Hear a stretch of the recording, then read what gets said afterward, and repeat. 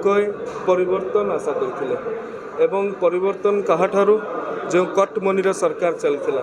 जो सिंडिकेटर सरकार चलता जो भाव में गोटे अत्यधिक मुसलमान तुष्टिकरण सरकार चलता अनुप्रवेशकारी मानक थैथान करिकी मूल भारतीय मानक मूल पश्चिमबंगवासी मानक अधिकार विताड़ित करिवार प्रयास चलता संदेश खालीर संदेश पूरा भारतवर्ष को निंदित करथिला विश्व दरबार रे आरजीकर घटना समस्त मन को व्यथित करथिला नारी सुरक्षा कथा कहतु भित्तिभूमिर विकास कथा कहतु कि सरकारी कर्मचारी मानक उचित बकेया उचित प्राप्य प्रदान करिवार कथा कहतु ये सबू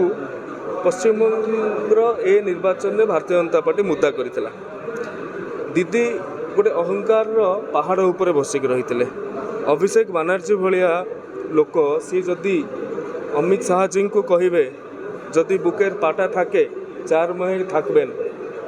अमित शाह जी को देशर गृहमंत्री को सीधा सड़क धमकाउले अभिषेक बानर्जी ताहले चिंता करंतु साधारण भारतीय जनता पार्टी कार्यकर्तार अवस्था कौन हो साधारण लोकर अवस्था कौन हो तेणु ए परिप्रेक्षी में बंगाल जो भद्रलोक समाज अच्छी बंगाल बुद्धिजीवी अच्छा बंगाल युवक माने अच्छा से माने भारतीय जनता पार्टी विकास पर भोट देते एवं ए विजय से 300 रु अधिक कार्यकर्ता को समर्पित जो मैंने 2021 निर्वाचन पूर्व हो कि निर्वाचन समय हो कि निर्वाचन पर हो जो हिंसा घटी 300 रु अधिक भारतीय जनता पार्टी कार्यकर्ता मैंने प्राणबली देते जितेबाला से बीजेपी पताका धरिकी बाहर को बाहर थे सी कहते यहाँ हूँ आम कफन आम बीजेपी पताका ये धरीचु पार्टी जितब ना आम कफन रे जीवु ये हूँ आम कफन तेणु एभली गोटे संघर्षपूर्ण मुहूर्त पाखापाखि 10 लाख रु अधिक ओडिया केवल कलिकतार आखपाखे बसवास कर पूरा पश्चिमबंग को आम देखा तेल 20 लाख रु अधिक ओडिया बसवास कर एसआईआर पर बहुत भोट कटी किंतु पाखापाखि 8 रु 10 लाख भोट एबे भी विद्यमान पश्चिमबंग रे बादर अंत होउछि एवं गणतंत्र विजय होउछि ये गणतंत्र विजयर आज आउ एक अध्याय भारतर गणतंत्र इतिहास रे जोड़ी हेबापई जाउछि जो पश्चिम बंगाल रे प्रथम थर पई भारतीय जनता पार्टी प्रचंड बहुमत सहित एकाकी सरकार गढ़ा जाउछि से भलिया आसाम रे मध्य भारतीय जनता पार्टी सरकार पुनर्बार प्रचंड बहुमत सहित विजय हेबापई जाउछि पंडिचेरी रे भी पुदुचेरी रे भारतीय जनता पार्टीर विजय होउछि एवं तमिलनाडु रे मध्य जो माने दीर्घ दिन धरी शासन दायित्व रे थिले तांकर अंत हेबापई जाउछि ये निश्चित भाव रे ये भ्रष्टाचार अत्याचार एवं दुर्नीतिर पराजय एवं सुशासन विजयर एक नुआ अध्याय आज भारत इतिहास रे जोड़ी हेबापई जाउछि ये श्रेय भारतर यशस्वी प्रधानमंत्री नरेंद्र मोदी लोकाभिमुखी कार्यक्रम एवं गोटे साधारण घरर छुआ भी आज देश पाई कौन करिपारे तार परिणाम सारा देशवासी आज भोट माध्यम रे दौरान आमे समस्ते भारतवासी समस्ते आज खुशी अच्छा विशेषकर पश्चिमबंगवासी दीर्घ दिन पर प्रथम थर पर भोट दान कर अनेक अंचल अच्छी जोटी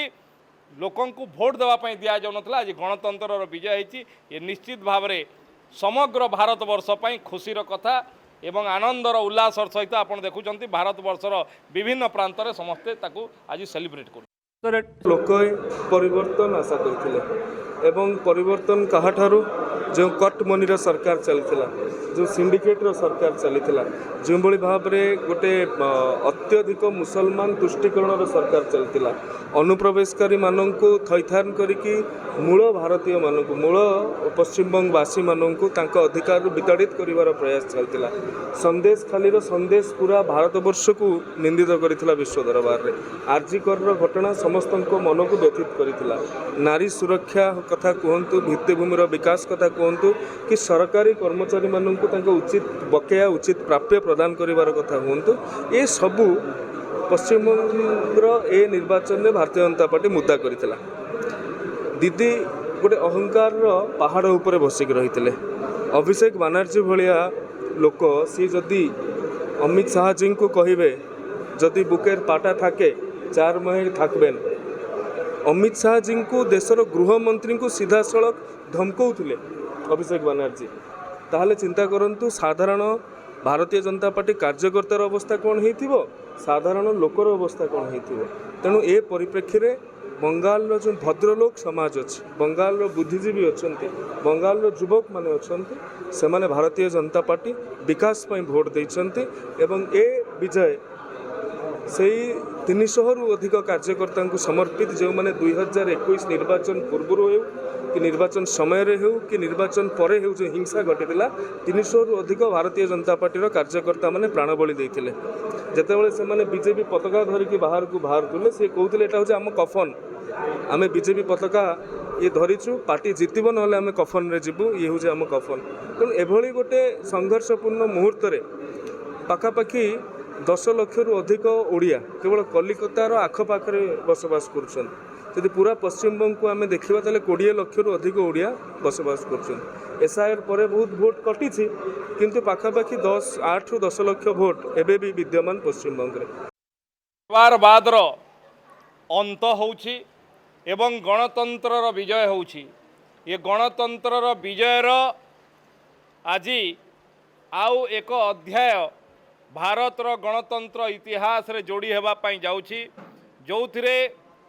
ପଶ୍ଚିମ ବଙ୍ଗାଲରେ ପ୍ରଥମ ଥର ପାଇଁ ଭାରତୀୟ ଜନତା ପାର୍ଟି ପ୍ରଚଣ୍ଡ ବହୁମତ ସହିତ ଏକାକୀ ସରକାର ଗଢ଼ିବାକୁ ଯାଉଛି। ସେଇଭଳିଆ ଆସାମରେ ମଧ୍ୟ ଭାରତୀୟ ଜନତା ପାର୍ଟି ସରକାର ପୁନର୍ବାର ପ୍ରଚଣ୍ଡ ବହୁମତ ସହିତ ବିଜୟ ହେବା ପାଇଁ ଯାଉଛି। ପଣ୍ଡିଚେରୀରେ ବି, ପୁଦୁଚେରୀରେ ଭାରତୀୟ ଜନତା ପାର୍ଟିର ବିଜୟ ହେଉଛି ଏବଂ ତାମିଲନାଡୁରେ ମଧ୍ୟ ଯେଉଁମାନେ ଦୀର୍ଘ ଦିନ ଧରି ଶାସନ ଦାୟିତ୍ୱରେ ଥିଲେ ତାଙ୍କର ଅନ୍ତ ହେବା ପାଇଁ ଯାଉଛି। ଏ ନିଶ୍ଚିତ ଭାବରେ ଇଏ ଭ୍ରଷ୍ଟାଚାରର, ଅତ୍ୟାଚାରର ଏବଂ ଦୁର୍ନୀତିର ପରାଜୟ ଏବଂ ସୁଶାସନର ବିଜୟର ଏକ ନୂଆ ଅଧ୍ୟାୟ ଆଜି ଭାରତ ଇତିହାସରେ ଯୋଡ଼ି ହେବା ପାଇଁ ଯାଉଛି। ଇଏ ଶ୍ରେୟ ଭାରତର ଯଶସ୍ୱୀ ପ୍ରଧାନମନ୍ତ୍ରୀ ନରେନ୍ଦ୍ର ମୋଦିଙ୍କର ଲୋକାଭିମୁଖୀ କାର୍ଯ୍ୟକ୍ରମ ଏବଂ ଗୋଟିଏ ସାଧାରଣ ଘରର ଛୁଆ ବି ଆଜି ଦେଶ ପାଇଁ କ'ଣ କରିପାରେ ତାର ପରିଣାମ ସାରା ଦେଶବାସୀ ଆଜି ଭୋଟ ମାଧ୍ୟମରେ ଦେଉଛନ୍ତି। ଆମେ ସମସ୍ତେ ଭାରତବାସୀ ସମସ୍ତେ ଆଜି ଖୁସି ଅଛନ୍ତି, ବିଶେଷ କରି ପଶ୍ଚିମବଙ୍ଗବାସୀ ଦୀର୍ଘ ଦିନ ପରେ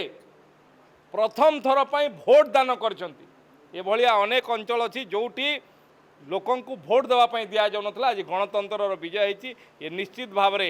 ସମଗ୍ର ଭାରତବର୍ଷ ପାଇଁ ଖୁସିର କଥା ଏବଂ ଆନନ୍ଦର ଉଲ୍ଲାସର ସହିତ ଆପଣ ଦେଖୁଛନ୍ତି ଭାରତବର୍ଷର ବିଭିନ୍ନ ପ୍ରାନ୍ତରେ ସମସ୍ତେ ତାକୁ ଆଜି ସେଲିବ୍ରେଟ୍ କରୁଛନ୍ତି।